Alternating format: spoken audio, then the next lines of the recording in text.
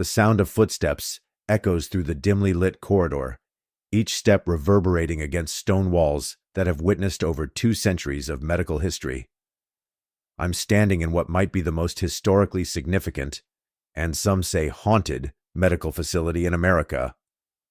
Pennsylvania Hospital, established in 1751, houses stories within its walls that few have heard, and even fewer have ventured into its restricted underground chambers where the earliest and darkest chapters of American medicine unfolded.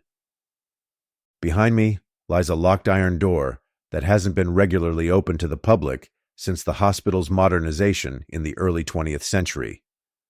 What you're about to see has been documented by only a handful of historians and archaeological preservationists. This is America's medical ground zero, where the foundations of modern healthcare were built upon practices that today would horrify us. Pennsylvania Hospital emerged from the brilliant but practical mind of Benjamin Franklin and his colleague Dr. Thomas Bond in the early 1750s. Philadelphia, then America's largest city, was growing rapidly, and its population of 15,000 desperately needed medical care. Before this institution, the sick, especially the poor, had few options. Many simply died in their homes or on the streets without treatment. Franklin championed the idea through his newspaper, the Pennsylvania Gazette, and by 1751, the first board of managers had secured a charter from the Pennsylvania legislature.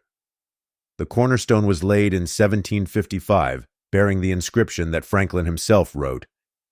In the year of Christ, 1755, George II happily reigning, for the relief of the sick and miserable, this building was founded. What makes this hospital particularly significant is not just its age, but its revolutionary approach.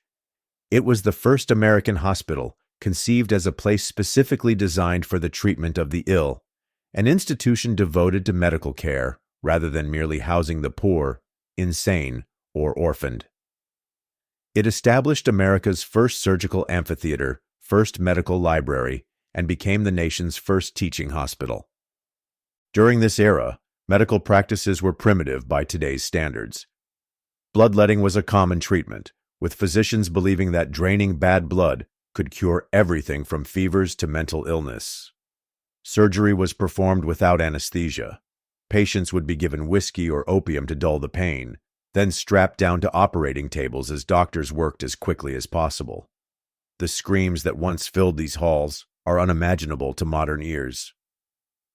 The basement we're about to explore housed the hospital's most troubling facilities, the cells where those deemed lunatics were chained to the walls, sometimes for years. Treatment for mental illness in the 18th century wasn't just ineffective. It was often cruel. Patients were subjected to shock treatments by being dunked in ice water, spun in rotating chairs until they lost consciousness, or restrained in straitjackets for days on end. Perhaps most disturbing of all was the hospital's approach to medical education. In the early years, the study of anatomy was essential, yet procuring bodies for dissection was nearly impossible through legal channels. This led to a dark chapter in medical history, the rise of resurrection men, who secretly exhumed recently buried bodies and sold them to medical institutions. The basement housed a hidden entrance where these grim deliveries could be made away from public view. As we prepare to descend these worn stone steps, we're not just traveling downward, we're traveling backward in time. The basement of Pennsylvania Hospital represents both the noble beginnings of American medicine and its troubling birth pains. What you're about to see has been preserved not to sensationalize history, but to remind us how far medical science has come and at what cost that progress was achieved. Let me adjust my flashlight, and we'll begin our descent into America's oldest medical underworld. As we make our way down these narrow stairs, you might wonder why certain sections of this basement have been restricted for generations. The term forbidden evokes images of supernatural dangers or sinister secrets, but the reality, as documented in the hospital's meticulous records, reveals practical concerns that evolved into something more complex over time. According to the hospital's administrative logs from 1790, the eastern wing of the basement was officially designated as a restricted quarter, following a devastating outbreak of yellow fever. Philadelphia was ravaged by the disease in 1793, killing nearly 10% of the city's population. Dr. Benjamin Rush, a signer of the Declaration of Independence and physician at Pennsylvania Hospital, believed that the disease spread through contaminated materials. This led to the creation of a dedicated quarantine space in the basement, where potentially infectious items, bedding, clothing, and personal effects of fever victims were stored away from the general hospital population. The hospital's Board of Managers meeting minutes from March 1795 note, "The lower chambers eastward shall remain sealed, except when absolutely necessary for the deposit of contaminated materials, and access shall be limited to designated attendants only." This policy of restriction, born from medical necessity, continued long after the threat of yellow fever had passed, becoming institutional habit rather than scientific precaution. Another practical reason for restriction involved the storage of potentially dangerous substances. An inventory ledger from 1815 reveals that the hospital maintained significant quantities of mercury, arsenic, and various alcoholic preparations used in treatments and preservations. These were kept in a specially constructed stone room with a reinforced door in the northwest corner of the basement, a room that remains locked to this day. The ledger includes notations about limiting access to persons of sound judgment and sobriety, reflecting concerns about theft, misuse, or accidental exposure. Structural issues played a role as well. The hospital's building committee reports from the 1840s document concerning settlement in the foundation walls beneath the central corridor. One report states, "The ancient stonework shows signs of distress where the weight of the surgical theater above bears most heavily. It is recommended that casual traffic through this area be prohibited until such time as reinforcements can be properly installed." Those reinforcements were indeed installed, but the restriction remained in place, becoming part of the building's operational doctrine. Perhaps most intriguing are the restrictions that emerged from administrative decisions regarding the hospital's more controversial activities. The minutes from an 1822 closed meeting of the board reveal a decision to designate the southwestern chambers as spaces for anatomical pursuits of a sensitive nature, likely referring to human dissection. The document explicitly states that these areas shall not be acknowledged in general conversation or tours of the facility, and that separate ledgers shall be maintained for activities therein. This culture of secrecy, initially implemented for practical purposes, inevitably bred speculation. By the mid-19th century, hospital staff had begun documenting rumors about the restricted areas. A physician's journal from 1867 mentions, "The younger nurses have constructed quite elaborate fictions regarding the sealed chambers below. I have heard tales of ghostly patients, experimental treatments gone awry, and even suggestions of buried treasure beneath the mortuary room. Such fancies provide amusement during their long shifts, though I find them rather distasteful." As the decades passed, each generation of medical staff added layers to these stories.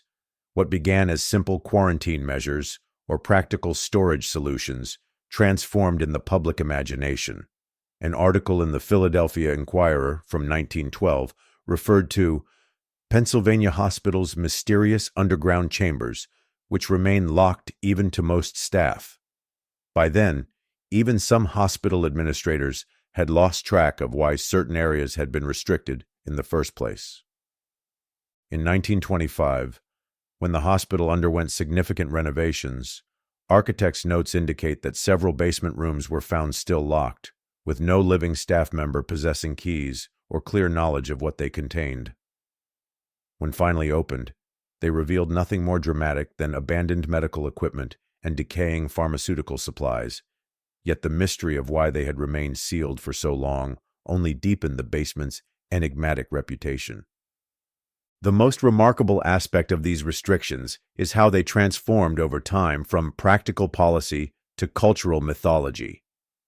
What began as rational responses to specific concerns, infection control, dangerous substances, structural integrity, and professional discretion, evolved into something approaching sacred tradition, with each generation of hospital staff inheriting and elaborating upon the restrictions without fully understanding their origins.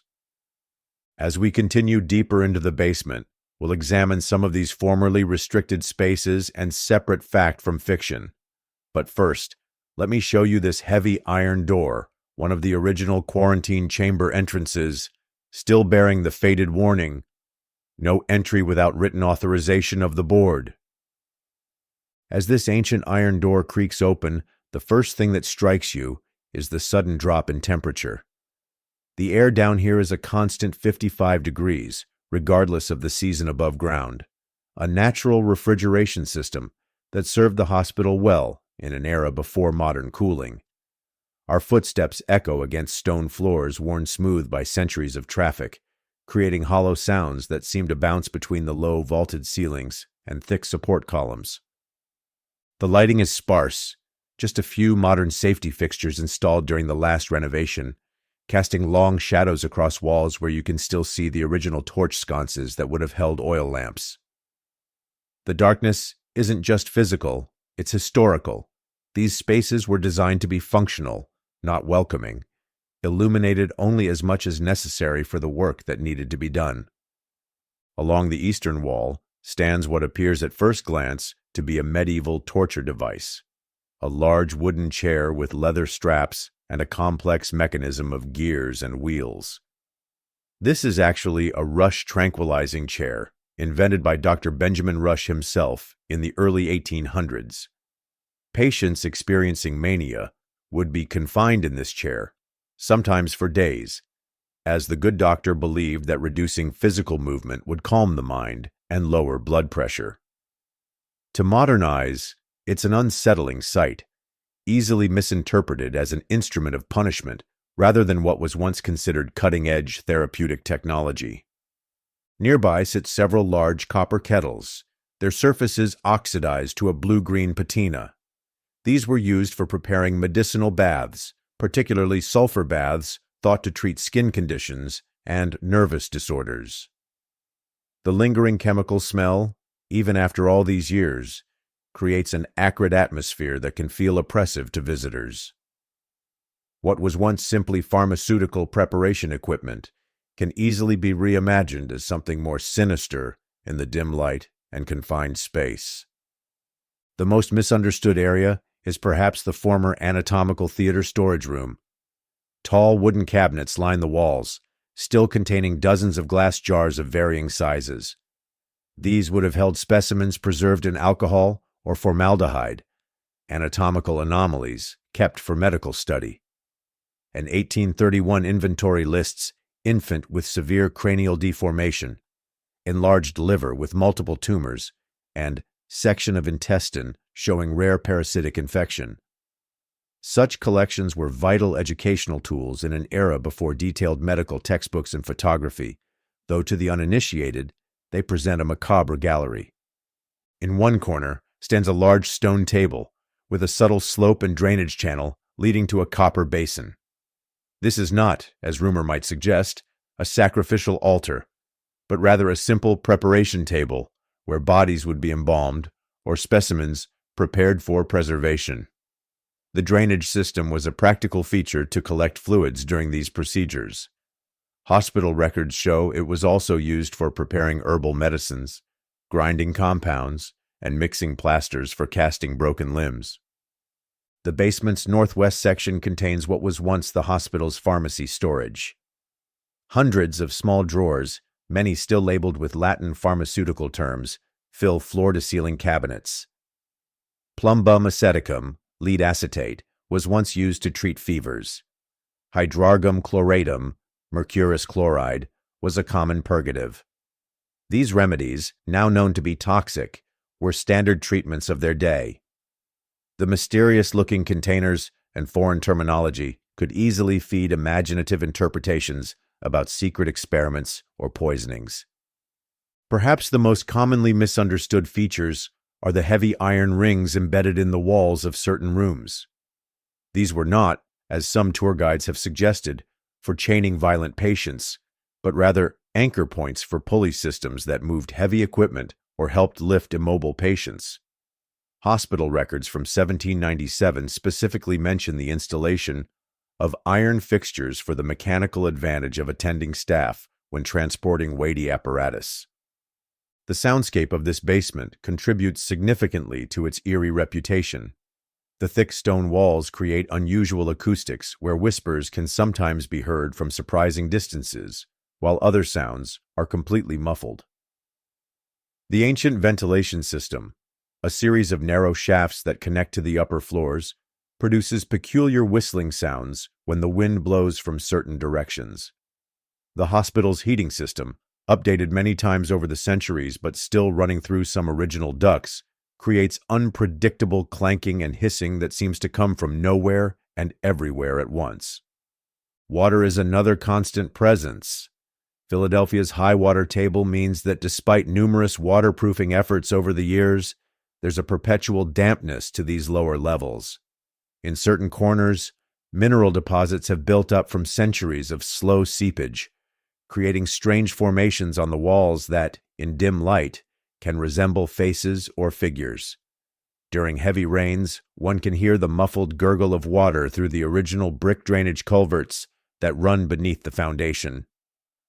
The most historically significant room, located at the far end of the main corridor, was the hospital's ice storage chamber. A deep pit lined with insulating materials, it would be filled with ice harvested from the Delaware River during winter. This precious cooling resource allowed surgeons to preserve biological samples, reduce inflammation in patients, and even provide a primitive form of anesthesia through localized numbing.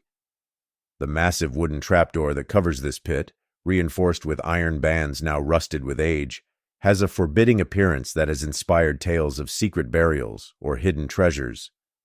What makes these spaces feel truly unsettling isn't their inherent purpose, but rather the accumulated weight of human suffering they've witnessed. Every creak, shadow, and unusual draft seems charged with significance. When you consider that for over 250 years, people experienced their most vulnerable moments: birth, death, pain, healing, despair, and relief within these walls. The basement served as the literal foundation for American medicine, housing the unglamorous but essential infrastructure that supported the hospital's noble mission.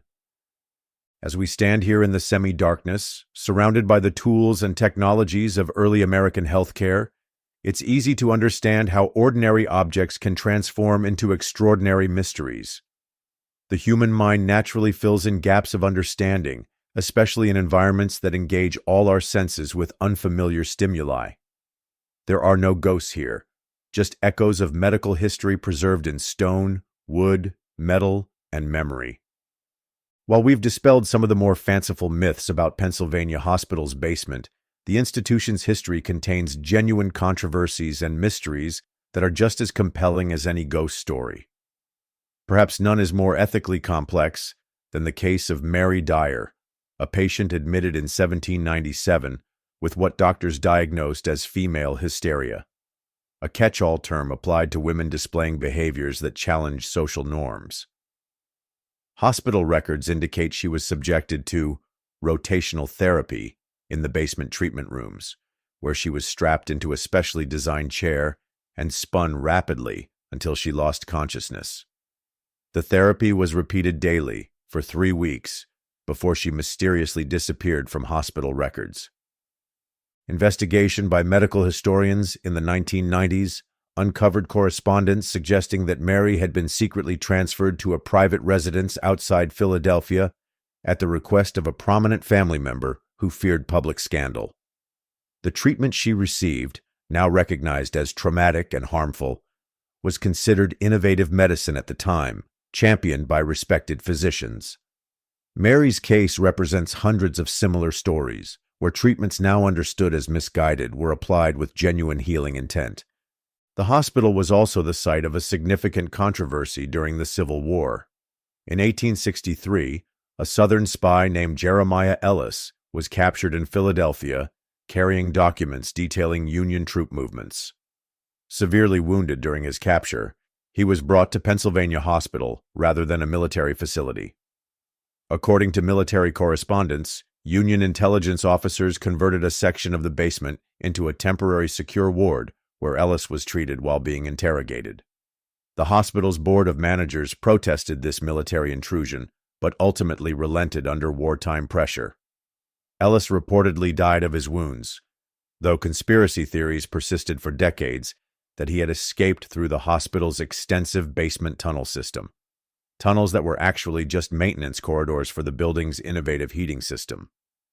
Perhaps the most ethically troubling chapter involves the hospital's role in early American psychiatry.